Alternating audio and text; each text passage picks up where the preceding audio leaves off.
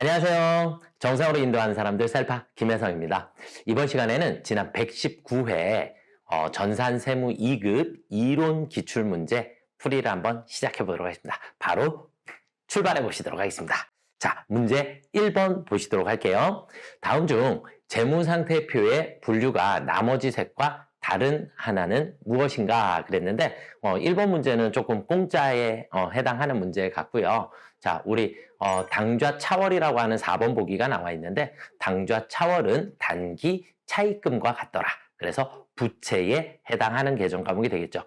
그리고 이제 우리 보통예금, 우편한 증서, 배당금 지급 통지서 뭐 이런 것들은 현금 및 현금성 자산에 해당하는 자산이니까 그렇게 분류를 하시면 될 것 같아요. 자, 문제 2번으로 바로 한번 넘어가 보시도록 하겠습니다. 자, 문제 2번은 다음 중 기업회계기준상 거래 형태별 수익 인식 시점으로 가장 옳지 않은 것은 그랬어요. 자, 우리 문제 2번에 수익 인식 시점이다라는 표현은 아주 쉽게 설명을 드리면 언제를 매출로 볼 거냐 이것과 똑같아요. 이렇게 매출 시점이 언제냐 혹은 내가 돈 받게 되는 시점이 언제냐, 언제 내가 손익계산서에 수익이라고 인식을 할 거냐, 이걸 물어보는 것이고, 자, 첫 번째 1번 보기는 입장권 판매업이 나왔어요. 입장권은 예를 들어서 이제 뭐 공연이다라고 보면 입장권은 공연의 시작 시점에 공연이 시작하는 시점에 우리는 매출로 인식을 하게 됩니다. 그래서 입장권이 판매하는 시점에 수익으로 인식하는 게 아니라 입장권은 공연의 시작 시점에 우리가 인식하도록 되어 있더라. 그래서 정답은 일단 1번이고요. 그 다음 이제 두 번째 보기에 우리 수강료 같은 경우에 수강료 이건 이제 뭐 강의를 이건 이제 우리가 진행 기준으로 인식을 하게 된다. 이렇게 보시면 돼요. 그래서 강의 기간에 걸쳐서 수익을 인식하도록 되어 있다. 그래서 뭐 50% 시점 뭐 이렇게 되면 50%만큼의 수익이 발생한 것이다. 이렇게 보시면 되겠고, 자, 그 다음에 이제 우리 배당금 자주 외우셔야지 되는 배당금은 우리가 짧게 어떻게 외웠죠? 결의일. 결의일을 배당 주주총회를 해서 배당을 결정하는 날, 그날 우리는 수익으로 인식을 하도록 되어 있다. 이렇게 보시면 되겠고, 자, 그 다음에 설치 및 검사 조건부 판매, 구매자에게 재화가 인도되고 설치와 검사가 완료되었을 때, 네, 그러니까 제품 설치되면 정상 작동하는지 확인을 해야지 되는 거니까, 그래서 검사 조건부 같은 경우에는 설치 검사가 완료되었을 때를 우리가 수익 인식하도록 되어 있다. 이렇게 보시면 되겠고, 그래서 정답은 1번 입장권이 되겠고요. 자, 그 다음은 이제 우리 문제 3번으로 넘어가 보도록 하겠습니다. 다음 중 유형 자산의 감가상각에 대한 설명으로 옳지 않은 것은 그랬어요. 자, 우리 세 번째 감가상각. 가치가 감소한 것만큼 내 자산의 가치를 기간 배분하는 것을 우리가 감가상각이다 라고 얘기를 하게 되고, 1번 보기 볼게요. 자, 감가상각 방법은 해당 자산으로부터 예상되는 미래 경제적 효익의 소멸 형태에 따라 선택하고 소멸 형태가 변하지 않는 한 매기 계속해서 적용한다. 그러니까 우리가 기본적으로 감가상각 방법에 뭐 정액법, 정률법 뭐 이런 것들이 있죠. 그렇죠? 매년 동일한 방법, 뭐 정률법 뭐 이렇게 설명을 드릴 수 있고, 정률법 같은 경우에 이중체감법, 생산량 비례법과 함께 얘네들을 우리가 체감법이다라고 얘기를 해요. 체감법이다라는 의미는 처음에는 많이 상각을 하고 점점 시간이 흘러갈수록 가치의 감소분 점점 줄여준다. 이렇게 보시면 될 것 같고요. 자, 보기 2번 볼게요. 감가상각 방법 중 체감잔액법과 연수학회법은 자산의 내용연수 동안 감가상각액이 매 기간 어떻게 되는 방법이더라고요? 감소하는 방법이더라.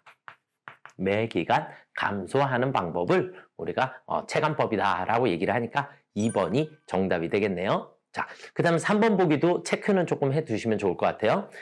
내용연수 도중 사용을 중단하고 처분 예정인 유형자산은 사용을 중단한 시점에 장부금액으로 표시한다. 그러니까 더 이상 감가상각을 진행하지 않는다. 이렇게 보시면 되겠고, 내용연수 도중 사용을 중단하였으나 장래 사용을 재개할 예정인 유형자산에 대해서 감가상각을 하되 그 감가상각액을 영업 외 비용으로, 왜 영업활동하고 관련이 없이 가치가 감소하고 있는 거기 때문에 그래서 영업 외 비용으로 처리한다. 이렇게 보시면 될 것 같아요. 그래서 정답은 2번이 되겠습니다. 자, 그 다음 문제 4번으로 한번 넘어가 보도록 할게요. 자, 문제 4번은 질적 특성에 대해서 설명을 드렸는데, 자, 질적 특성에 우리는 목적적 합성이라고 하는 게 있고 신뢰성이다라고 하는 게 있어요. 목적 적합성과 신뢰성 이제 두 가지로 나눠 놓게 되면 목적 적합성에 뭐 해당하는 거 우리 어떻게 외웠죠? 예측 가치, 피드백 가치, 적시성. 이렇게 구분을 해주시면 되겠고 중요한 건 목적 적합성이 적시성이다. 그러면 목적 적합성하고 신뢰성, 목적 적합성은 항상 현재를 기준으로 한다. 그러니까 시가, 지금, 현재를 기준으로 해서 데이터를 뽑아라 라는 개념이고 신뢰성에 대한 개념은 뭐냐면 정답이 나와야 돼요. 믿을 수 있는 답. 그러니까 정답이 나오려면 다시 바꾸면 잠시 기다려 주실래요? 우리 어떻게 돼요? 정답이다 라는 얘기는 결과물이 나와야 합니다. 라는 개념이 우리 신뢰성에 해당한다. 이렇게 보시면 될 것 같아요. 그래서 수익인식도 수익인식 목적적 합성에 맞춰서 보면 진행기준, 신뢰성에 맞춰서 보면 완성기준 이렇게 보실 수 있는 거고요. 자, 2번 보기에 자산의 평가 방법 지금 가격으로 그러니까 시가를 기준으로 하게 되고 신뢰성은 아직 결과가 안 나왔으면 원가, 최초의 취득 원가를 기준으로 할 수밖에 없더라. 수익 인식 방법도 발생주의, 그 다음에 신뢰성은 현금주의. 돈이 들어와야 매출이 생긴 거다. 그래서 정답은 4번이 되겠고요. 정부의 보고 시점은 목적적 합성이 뭐예요? 이게 중간재무제표가 필요하겠죠. 그렇죠? 중간재무제표가 필요하고 마지막 결산 보고서는 신뢰성에 해당하는 이런 자료가 되겠습니다. 이해가 되시죠? 네, 그래서 4번이 정답이 되겠습니다. 자, 그 다음 문제 5번을 한번 보도록 하겠습니다. 아래 이 자료에서 기말 재고 자산에 포함하여야 할 금액은 얼마인가? 단, 창고 재고 금액은 고려하지 않는다. 이렇게 돼 있는데 지금 여기 있는 보기는 내가 누구냐? 내가 판매자냐? 내가 구매자냐를 조금 잘 신경을 써주시면 좋을 것 같고요. 자, 우리 문제 5번에서는 첫 번째 도착지 인도 기준이라고 하는 게 나와 있는데 자, 우리는 선적지 인도 기준하고 도착지 인도 기준하고 자, 이렇게 두 가지를 놓고 보는데 선적지 인도 기준은 출발항에서 소유권이 넘어가요. 선적지는 출발항에서 소유권이 넘어가고 도착지에는 도착지에서 소유권이 넘어가고 선적지에는 판매자가 살고 있고 도착지에는 구매자가 살고 있다. 이렇게 일단 보시면 되겠고 자, 여기서 중요한 단어는 매입한. 그럼 제가 구매자예요. 구매자. 그러면 구매자란 얘기는 도착지에 있는데 그런데 도착지 인도 조건이다 라 그랬으니까 도착을 해야 소유권이 넘어요. 그러니까 지금 현재 여기 배 타고 오고 있는 이 운송 중인 물건은 소유권이 넘어오지 않았다. 그러니까 내 것이 아니더라. 이렇게 보셔야지 되는 부분이고 자, 그 다음에 두 번째에 나와 있는 담보는 소유권이 넘어가는 게 아니에요. 그쵸? 담보는 내 건데 내가 빚을 못 갚으면 가지라라고 하는 거니까 담보는 내 것이 맞고요. 자, 그 다음에 기말 현재 구매자의 의사표시가 없는 시송품, 시송품이다라고 하는 자체를 쓰는 이 표현 자체를 사용하는 자는 판매자예요. 우리 회사가 판매자고 물품을 판매했는데 구매 의사표시를 해야 매출이 생기는데 구매 의사표시를 하지 않았으니까 아직 이 시송품도 내 것에 해당하겠죠. 그렇죠? 네, 내 것에 해당하는 거고요. 고객에게 인도될 할부로 판매하는 상품, 대금이 전액 회수되지 않았다. 회수하고 상관없어요. 할부 판매는 무조건 인도 시점에 우리 할부 판매는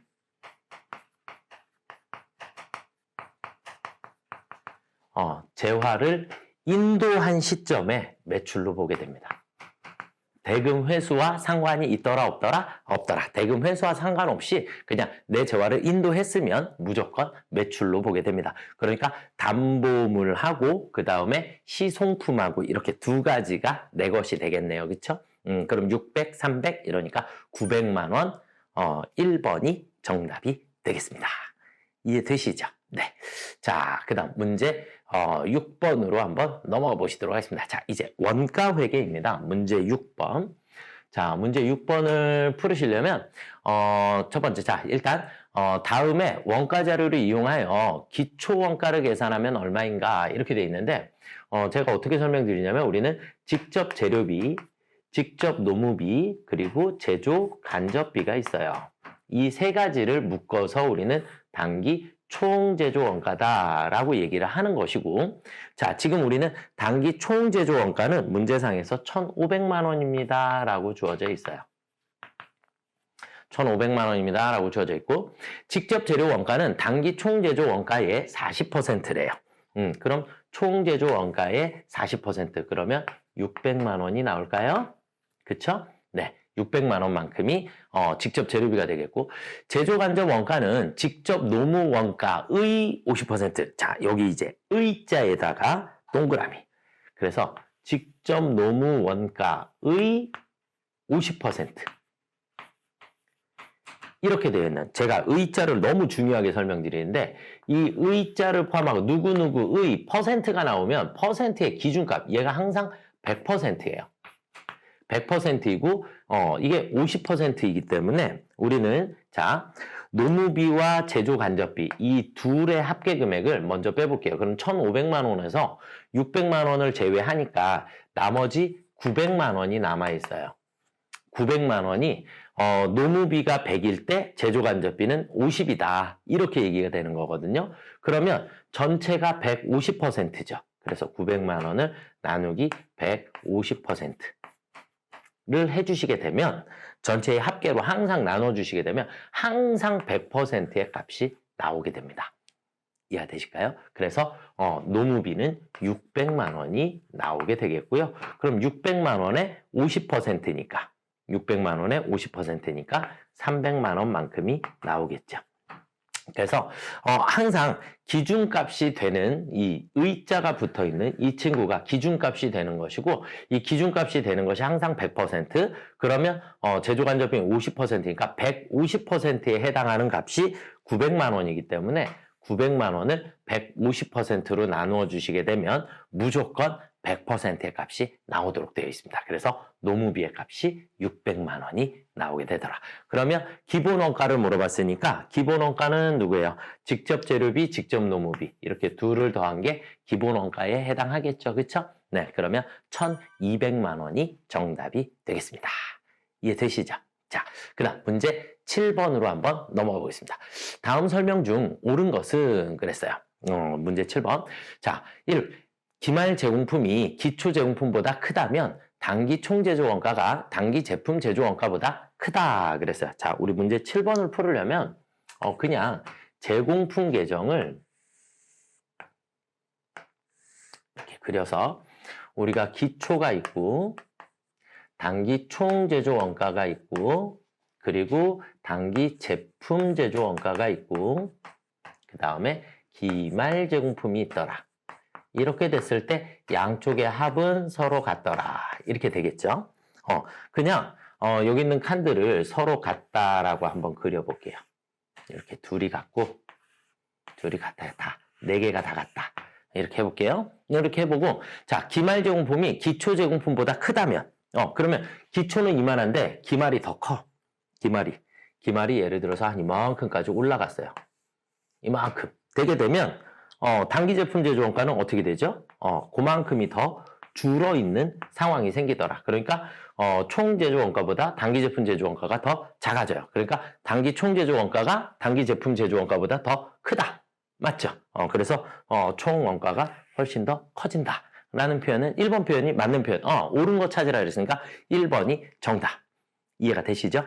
기본 원가는 직접 노무비, 기본 원가 아까 문제 나왔죠. 직접 재료비와 직접 노무비의 합계액을 기본 원가다라고 얘기를 하고, 그 다음에 3번 보기는 제가 계속 암기하시라고 말씀을 드려요. 제조원가 명세서에 없는 게 3가지. 제조원가 명세서에 없는 거 3가지. 뭐가 없죠? 제조원가 명세서에 없는 건 기초 제품, 그 다음에 기말 제품, 그리고 매출원가. 이렇게 3가지는 제조원가 명세서에 무조건 없더라. 이렇게 보시면 됩니다. 이렇게 보시면 되겠고, 단기 총 제조원가는 직접 재료비, 직접 노무비, 가공원가가 아니라 이 둘의 합이 가공원가니까 제조간접비의 합을 의미한다. 이렇게 바꿔야 되겠죠. 이해가 되시죠? 네. 그래서 정답은 1번이 되겠습니다. 자, 그 다음 이제 문제 8번으로 한번 넘어가 보도록 하겠습니다. 문제 8번. 보조 부문에서 발생한 변동 제조 간접 원가는 300만 원, 고정 제조 원가는 400만 원이 발생했다. 이중 배부율법에 의해 보조 부문의 제조 간접 원가를 제조 부문에 배부할 경우 조립 부문에 배부할 제조 간접 원가는 얼마인가? 그래서 이중 배부율법이다라고 하는 것은 서로 다른 기준을 적용하겠다. 이런 의미다라고 보시면 되겠고, 자, 우리 문제 8번을 풀기 위해선 자, 일단 변동비다라고 하는 게 뭐죠? 변동 제조 간접비. 생산량에 따라서 값이 계속 변화를 하는 것이 변동 제조 간접비. 고정 제조 간접비는 뭐죠? 생산량은 상관없이 그냥 매월 정해져 있는 금액. 그러면 지금 여기에 있는 우리 변동 제조 간접 원가가 300이라고 주어져 있고요. 300. 그리고 고정 제조 간접 원가는 400만 원이다라고 주어져 있어요. 그럼 이제 아래에 자료가 주어져 있는데, 박스에 자료가 주어져 있는데 실제 기계 시간하고 최대 기계 시간하고 이렇게 2가지가 나 있어요. 그러면 실제 기계 시간은 생산량에 따라서 계속 바뀌는 거죠. 그렇죠? 그럼 변동비는 실제 기계 시간에 나누어 비례해서 배분을 해야 할 거고, 고정 제조 간접비는 최대 기계 시간이에요. 최대 기계 시간은 바뀌어요, 안 바뀌어요? 안 바뀌는 거죠. 그렇죠? 그러니까 고정 제조 간접비는 얘는 최대를 기준으로 할 거다. 최대를 기준으로 할 거다. 이렇게 여러분들이 구분을 먼저 해 두시고, 그 다음에 이제 우리는 조립 부분에 해당하는 것만 물어봤으니까 300만 원을 전체 실제에 해당하는 건 750시간이고 그 중에 조립 부문에 해당하는 것은 500시간에 해당하더라. 그러면 200만 원이 나오겠네요. 그렇죠? 네. 그래서 300만 원에 곱하기 이렇게 풀어주시면 됩니다. 자, 그 다음에 이제 최대 시간. 최대 시간은 전체 1000시간이네요. 그렇죠? 전체 1000시간 중에 분의 우리 조립 부문은 400시간. 이해가 되셨나요? 그럼 4, 4, 16, 160만 원이 나오겠네요. 그렇죠? 그래서 360만 원만큼이 우리 조립 부문에 배분될 제조 간접비다. 그러면 4번이 정답이 되겠죠. 그러니까 어떠한 기준을 배분을 할 때 이건 조금 눈치 게임, 그러니까 변동이다라고 하는 건 실제 상황은 계속 변동이 될 수 있다. 대신에 최대의 상황은 변동이 안 생긴다. 그래서 고정은 최대, 변동은 실제. 이렇게 여러분들이 구분을 조금 하시면 좋을 것 같아요. 자, 그 다음 문제 9번으로 한번 넘어가 보도록 하겠습니다. 다음 중 개별원가 계산에 대한 설명만 선택한 것은 그랬어요. 우리 개별원가 계산의 특징은 뭐죠? 주문 생산 형태다. 하나씩 만드는 거다. 그래서 1번 보기에 보시면 항공기, 선박, 특수기계 제조업 대표적인 업종이다. 맞는 말이 되겠고요. 자, 그 다음에 작업 원가표를 작성하여 원가를 집계한다. 네, 개별 작업별로 원가를 따로따로 집계를 해야 하는 거고요. 다품종 소량 생산하는 기업에 적합하다. 네, 여기까지도 맞죠. 기말 제공품의 평가가 필요하다. 기말 제공품의 평가가 필요한 건 종합 원가 계산에 해당하는 거고요. 상대적으로 원가 계산 과정이 복잡하나 정확성은 훨씬 더 높다. 네, 이게 개별 원가 계산의 특징이 되고요. 원가를 재료비와 가공원가로 구분하는 것은 종합원가 계산에서 하는 표현이 되겠고, 그래서 정답은 가나 다 마가 맞는 표현이 되겠네요. 그렇죠? 제가 설명을 드릴 때 일반 수업 시간에 어떻게 하냐면 개별원가 계산이 있고 우리 종합원가 계산이 있더라. 이렇게 둘로 나눠서 보면 일단 부등호의 방향은 무조건 이렇게 되더라. 그래서 부등호의 방향이 이렇게다. 이게 무슨 얘기냐면 시간도 훨씬 더 많이 걸리고 비용도 훨씬 더 많이 들고 정확도 훨씬 더 높고 어떤 표현이 나와도 그냥 개별 쪽이 부등호의 표시가 훨씬 더 크더라. 이렇게 보시면 될 것 같고 개별원가 계산에서 아주 중요한 것 우리가 작업 원가표라고 하는 걸 작성을 하는데 우리는 제조간접비의 배분이 가장 핵심적인 역할을 하고 있고 종합원가 계산에서는 우리 완성도 그래서 완성품 환산량이라고 하는 것을 계산을 해야 한다. 다시 바꾸면 조업도에 따른 수량 계산을 해주셔야지 된다. 이렇게 보시면 좋을 것 같아요. 그래서 정답은 가나 다 마에 해당하니까 3번이 정답이 되겠네요. 네, 자, 그 다음은 문제 10번으로 넘어가 보도록 하겠습니다. 다음은 주식회사 미래의 제조활동과 관련된 물량 흐름에 대한 자료이다. 이와 관련된 설명으로 옳은 것은 그랬어요. 수량들이 나와 있으니까 그냥 문제 10번은 T자를 하나 그려볼게요. 제공품 계정을 하나 그려서 기초 수량이 900개, 그 다음에 단기 착수 수량은 3000개, 그리고 기말 제공품 수량이 600개, 그리고 공손품이 300개. 공손. 자, 이렇게 돼 있으니까 그럼 900개 빼고 나면 우리는 3000개의 완성품을 찾아주실 수 있겠죠? 그렇죠? 이렇게 일단 수량, 양쪽의 합은 무조건 같아야 되니까. 자, 그러면 1번 보기. 완성품 수량은 3000개예요. 3000개. 공손품은 완성품의 15%이다. 완성품의 300개니까 완성품의 10%가 공손품이 되겠죠. 그렇죠? 네. 완성품의 10%가 정상 공손이면 10%가 공손인데 이게 다 정상이면 비정상 공손은 없다. 3번이 맞는 표현이 되겠죠. 그렇죠? 네, 3번이 맞는 표현이 되겠고 7%가 공손, 7%가 정상 공손이면 그럼 7%면 210개가 되겠죠. 그렇죠? 210개가 되겠고 그럼 나머지 90개가 비정상 공손이 되겠죠. 그렇죠? 이해가 되시죠? 그래서 T자를 그냥 하나 간단하게 그리시면 정답을 찾지 않을까라고 생각이 듭니다. 자, 그 다음 11번으로 넘어가 보시도록 하겠습니다. 자, 이제 부가세법. 다음 중 부가세법상 세금계산서 발급 시기에 대한 설명으로 가장 틀린 것은 그랬는데 기한부 판매의 경우 기한이 지나 판매가 확정되는 때 세금계산서 확정될 때 발행해야지 되는 게 맞고요.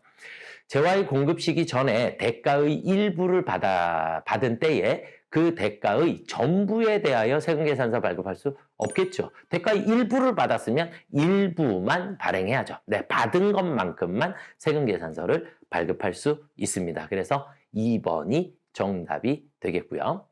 재화의 이동이 필요하지 아니한 경우 재화가 이용 가능하게 되는 때에 세금계산서 이렇게 재화의 이동이 필요하지 않을 때는 재화를 사용할 때 그때 세금계산서를 발급하는 것이고요. 보기 4번은 잘 알아두셔야지 되는 부분이고 우리 세금계산서 발급 특례에 월합계 세금계산서 한 달치 묶어서 말일을 작성 일자로 해서 다음 달 10일까지 교부할 수 있습니다. 그래서 정답은 2번이 될까요? 네, 2번이 정답이 되겠고요. 자, 그 다음은 12번을 한번 보도록 하겠습니다. 다음 자료를 이용하여 부가세가 과세되는 토지의 임대 면적을 구하면 얼마인가 그랬는데 토지의 면적을 물어봤는데 우리 문제 12번에서는 주택의 5배 혹은 주택의 비율만큼을 따져주시면 됩니다. 그래서 우리 원래 식은 미니멈으로 따지는데 우리 주택 면적의 5배 혹은 주택의 비율만큼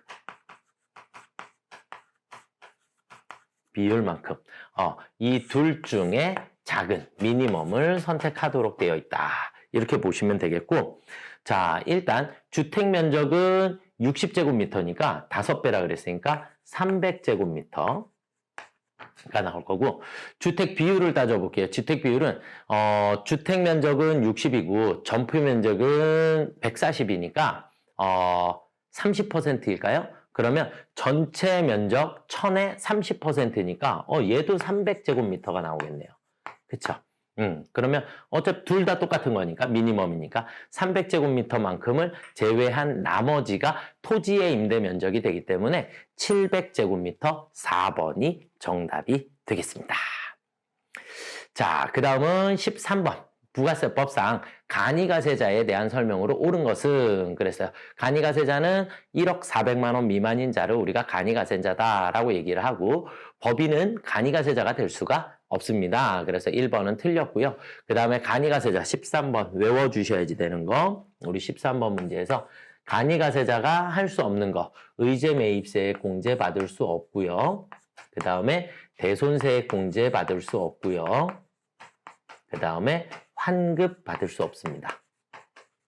이렇게 세 가지가 간이가세자는 무조건 안 된다라고 보시면 되겠고요. 그래서 2번도 의제매입세 공제 받을 수 없고요. 간이가세자는 해당 과세기간에 대한 공급 대가가 4,800만 원 미만인 경우 납부 의무가 면제되도록 되어 있습니다. 3번이 정답이 되겠고요. 간이가세자의 경우 납부세액은 공급 대가입니다. 공급 가액이 아니라 간이가세자는 모든 금액을 우리가 공급 가액이 아닌 공급 대가를 기준으로 해서 계산을 하도록 되어 있습니다. 라고 하는 거 알아두시면 좋을 것 같습니다. 그래서 정답은 3번이 되겠고요. 자, 그 다음 이제 문제 14번으로 한번 넘어가 보시도록 하겠습니다. 다음 자료를 이용하여 종합소득세 산출세액을 계산하면 얼마인가 그랬는데 종합소득은 일단 과세 범위를 먼저 일단 조금 따져볼게요. 금융소득은 얼마까지죠? 2천만 원이 넘어야 종합소득으로 보게 돼요. 그래서 1,500만 원이기 때문에 일단 소득으로 보지 않습니다. 분리과세 대상 소득이에요. 그래서 해당 사항이 없고 사업소득 4,200만 원, 그 다음에 기타 소득금액 1,000만 원 이렇게 둘 더한 것이 소득금액이 되게 됩니다. 자, 그러면 우리 여기 중간을 조금 한번 잠깐 지워볼까요? 자, 우리 중간 조금 지워보고 자, 일단 소득금액은 사업소득금액 4,200만 원 하고 그 다음에 기타 소득금액 1,000만 원 하고 그러면 5,200만 원이 일단 소득금액이 되더라 이렇게 보시면 되겠고요. 소득공제는 지금 산출세액을 물어봤기 때문에 여기에서 소득공제 750만 원은 빼주셔야겠죠. 그렇죠? 750만 원 빼게 되면 4,450만 원이 나올까요? 4,450만 원. 네, 이제 우리 소득금액이 산출이 되겠고요. 그 다음에 세액공제는 세액을 계산한 이후에 계산을 하시는 거기 때문에 해당 사항이 없더라. 이렇게 보시면 되겠고. 자, 그러면 여기까지 계산이 됐으니까 우리 5천만 원 이하에 해당하니까 세율 구간은 15%. 여기에 곱하기 15%를 해주게 되면 우리 얼마가 나오냐? 15%를 계산을 해주면 그러면 667만 5천 원이 나오네요. 5천 원이 나오게 되겠죠? 거기에서 누진공제액이 126만 원이 있으니까 마이너스 126만 원만큼을 빼주시게 되면 541만 5천 원만큼의 산출세액이 나오겠네요. 그렇죠? 그래서 정답은 2번이 됩니다. 그러니까 우리는 기본적으로 세율 구간을 15%로 다 계산을 해버리기 때문에 우리 원래는 어떻게 해야지 돼요? 기본적으로는 1,400만 원 이하는 6%를 계산해야 되니까 얘를 이렇게 둘로 나눠서 1,400만 원 곱하기 6% 이렇게 하시고 그럼 1,400을 제외한 나머지 3,050만 원에 대해서는 15% 이렇게 계산하셔서 이 둘을 더하셔도 돼요. 이 둘을 더해도 동일한 금액이 나옵니다. 동일한 금액이 나오니까 우리는 이 전체 금액을 그냥 한꺼번에 15%로 계산하면 나머지 이 금액에 대해서 9%가 더 계산이 된 거니까 1,400의 9%만큼에 해당하는 126만 원을 빼주시는 거예요. 그러면 이렇게 541만 5천 원의 세액을 계산하실 수 있게 됩니다. 이해가 되셨을까요? 이건 다시 한번 꼭 문제를 풀어보시면 좋을 것 같다라고 생각이 듭니다. 자, 그 다음 문제 15번 마지막이네요. 자, 소득세법상 인적공제에 대한 설명으로 옳은 것은 그랬어요. 배우자와 직계존속은 항상 생계를 같이 하는 부양가족으로 본다. 항상 생계를 같이 하는 부양가족은 배우자와 직계비속이에요. 1번은 일단 틀렸고요. 그래서 직계존속이 아니라 직계비속은 항상 생계를 같이 하고 있다. 이렇게 보는 거고요. 추가공제는 해당 거주자의 기본공제를 적용받는 경우에만 공제할 수 있다. 네. 그래서 추가라는 얘기가 말 그대로 추가예요. 그러니까 기본공제를 받고 있는데 거기에 추가로 또 공제를 해주겠다. 이런 의미가 되는 거니까 2번이 정답이 되겠고요. 형제자매의 배우자는 부양가족에 해당 사항이 없습니다. 그렇죠? 과세기간 종료일 전에 사망한 경우, 사망 외우셔야지 돼요. 그래서 사망일 전일을 기준으로 하게 됩니다. 이해가 되셨을까요? 그래서 부양가족을 따질 때는 우리가 소득 금액을 따질 때는 소득세의 우리 과세 기간이 소득세의 과세 기간으로 따질 때는 사망일까지로 되어 있어요. 그런데 부양가족으로 따질 때는 사망일의 전일을 기준으로 하게 됩니다. 아시겠죠? 그래서 사망일의 상황이 아니라 사망일의 전일을 기준으로 하게 된다. 그래서 정답은 2번이 정답이 되겠습니다. 네, 여기까지 119회 전산세무 2급 1호 문제를 한번 풀어봤는데요. 조금 쉽다 그러면 쉽고 어렵다 그러면 조금 많이 어려운 문제인 것 같아요. 그래서 여러분들이 기본적으로 요즘 계속 새로운 문제들이 출제되고 있는 추세에 있다 보니까 여러분들이 기본적인 부분들을 체크를 조금 잘 해주시면 좋을 것 같아요. 네, 수고들 많이 하셨고요. 다음 시험에 좋은 결과 있기를 기원하도록 하겠습니다. 감사합니다.